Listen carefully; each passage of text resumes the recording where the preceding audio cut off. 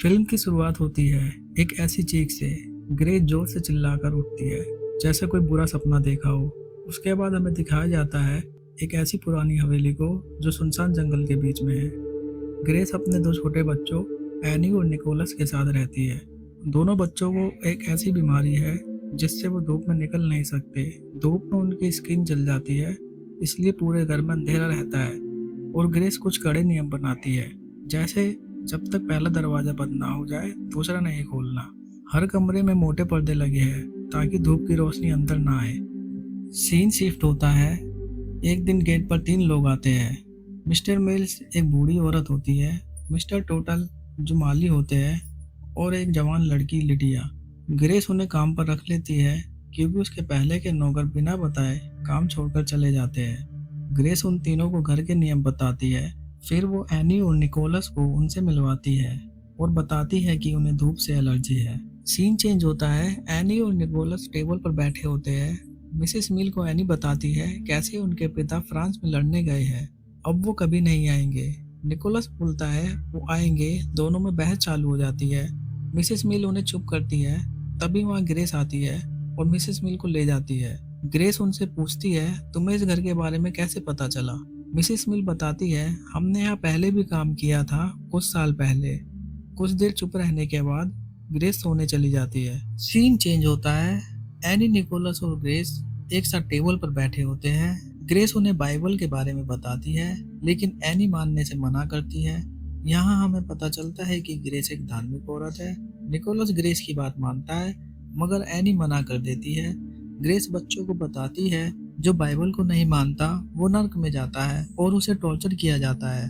Nicholas काफी डर जाता है। फिर ग्रेस निकोलस को डरता देख बच्चों के साथ खेलने लगती है। उसके बाद एनी और निकोलस अपने अपने रूम में चले जाते हैं। ग्रेस भी मिसेस माइल से बात करती है और बाहर मिस्टर टटल काम कर रहे होते हैं। तभी एक चीखने की आवाज आती है। ग्रेस भागती हुई निकोलस के पास जाती है, पर निकोलस कहता है मैंने कोई चीख नहीं सुनी। फिर ग्रेस एनी के पास जाती है। ग्रेस एनी से पूछती है तुम क्यों चीख रही थी। एनी कहती है मैं नहीं चीख रही थी, विक्टर चीख रहा था। ग्रेस पूछती है विक्टर कौन है। एनी बताती है वो एक छोटा लड़का है, वो बोल रहा था कि ये मेरा घर है, तुम यहाँ से चली जाओ। और एनी बताती है उसके पापा एक पियानिस्ट है और वो हमारे पियानो पर बैठे थे। ग्रेस गुस्सा हो जाती है और उसे लगता है एनी मजाक कर रही है और कहती है रूम तो बंद है। तभी ग्रेस की नजर गेट पर जाती है, गेट तो खुला होता है। सीन चेंज होता है। ग्रेस मिसेस माइल और लिडिया को गुस्से से बोलती है मैंने तुम्हें नियम बताया था, एक दरवाजा तभी खुलेगा जब दूसरा बंद होगा। मगर वो दोनों मना करती है, हम तो अंदर ही नहीं गए। लेकिन ग्रेस उनकी बात नहीं मानती। अगले सीन में एनी निकोलस को बताती है कि घर में कोई और भी रहता है, उसका नाम विक्टर है। निकोलस बहुत डर जाता है। फिर एनी विक्टर से बात करती है। निकोलस कहता है आवाज बदलकर मुझे मत डराओ। एनी कहती है ये मैं नहीं हूँ, ये विक्टर है। निकोलस इतना डर जाता है वो चीखने लगता है और ग्रेस वहां आ जाती है और एनी को पनिश करती है। सीन चेंज होता है। ग्रेस रूम में बैठी होती है। तभी छत से पैरों की बहुत तेज आवाज आती है।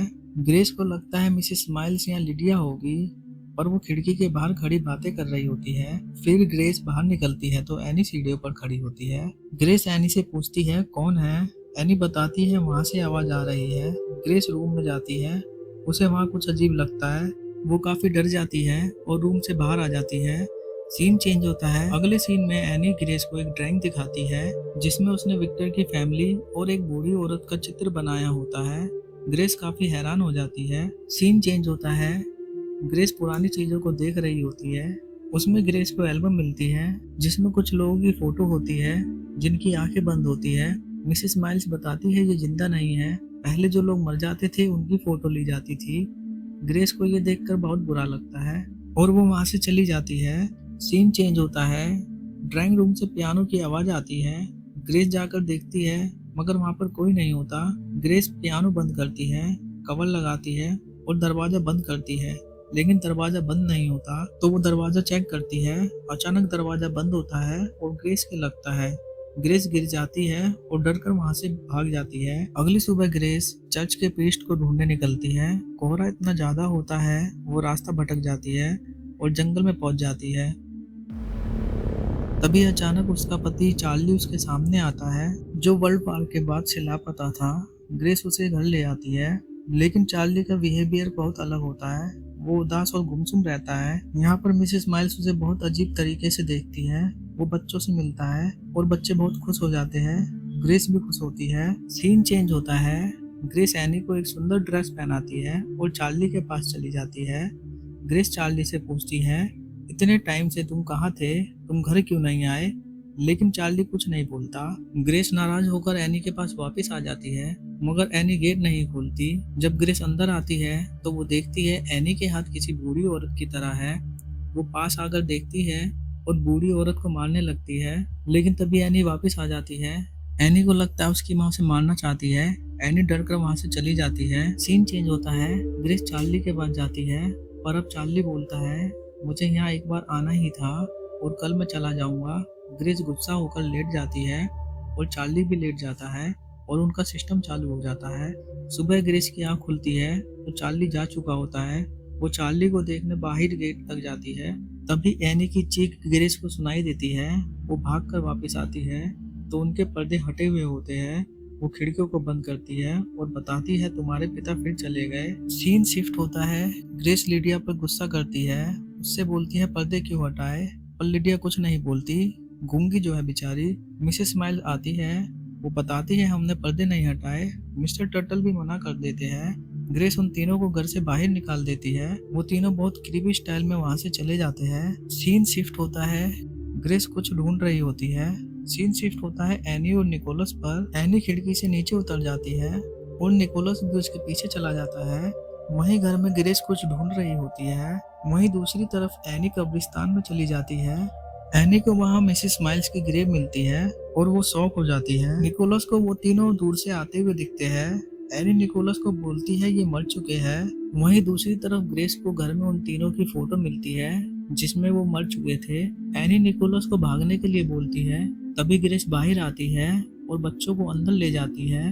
वो तीनों गेट के बाहर खड़े होकर बोलते हैं, हम जिंदा नहीं हैं। दोनों बच्चे ऊपर रूम में छुप जाते हैं। ग्रेस नीचे उन तीनों पर नजर रखती है। वो तीनों ग्रेस से बोल रहे होते हैं, हम जिंदा नहीं हैं। इसी बीच ऊपर से एनी के चीखने की आवाज आती है। ग्रेस डरती हुई उनके पास जाती है और देखती है विक्टर और उसकी फैमिली और एक बूढ़ी लेडी एक टेबल पर बैठे हैं। एनी उस लेडी के कान में बोलती है, मेरी माँ आ गई। वो बूढ़ी औरत बोलती है, वही जिसने तुम्हें मारा था। निकोलस, एनी और ग्रेस तीनों गुस्से में बोलने लगते हैं, हम मरे नहीं हैं। यहाँ हमें पता चलता है ग्रेस और उसकी फैमिली मर चुकी है। विक्टर की फैमिली यहाँ रहने आई हुई है और घोस्ट वो नहीं है। रिचुअल खत्म होने के बाद बूढ़ी लेडी बोलती है, वो यहाँ से नहीं जाएंगे। तो विक्टर की फैमिली ही जाने के लिए तैयार हो जाती है। दूसरी तरफ ग्रेस दोनों बच्चों को लेकर सीढ़ियों पर रोने लगती है। उसे अब पता चला कि वो मर चुके हैं, लेकिन वो घर से जाना नहीं चाहते। मिसेस माइल्स वहां आती है और उन्हें सब बताती है। सीन चेंज होता है। अगली सुबह विक्टर और उसकी फैमिली घर छोड़कर चले जाते हैं। दोस्तों, हमें यहाँ ग्रेस के पति चार्ली के बारे में भी जानना चाहिए। ग्रेस का पति चार्ली भी कब का मर चुका होता है। उसकी आत्मा भटक रही होती है एक बार घर आने के लिए, इसलिए वो वापस चला जाता है क्योंकि उसकी इच्छा पूरी हो जाती है। दोस्तों, मूवी में हमें कहीं नहीं बताया गया कि ग्रेस और उसकी फैमिली कैसे मरी थी, लेकिन इसका एक अंदाजा लगाया जा सकता है। जब चार्ली वार में गया था, जब चार्ली की कोई खबर नहीं आई, ग्रेस ने परेशान होकर अपनी और अपने बच्चों की जान ले ली। पहले उसने अपने बच्चों को मारा और फिर खुद मर गई। तो दोस्तों, ये थी 2001 में बनी मूवी दी अदर्स। असलियत में विक्टर की फैमिली अदर्स नहीं होती, ग्रेस की फैमिली होती है, लेकिन इन्हें ये पता ही नहीं होता। तो मिलते हैं आपसे ऐसी ही थ्रिलर मूवी के साथ। Bye bye.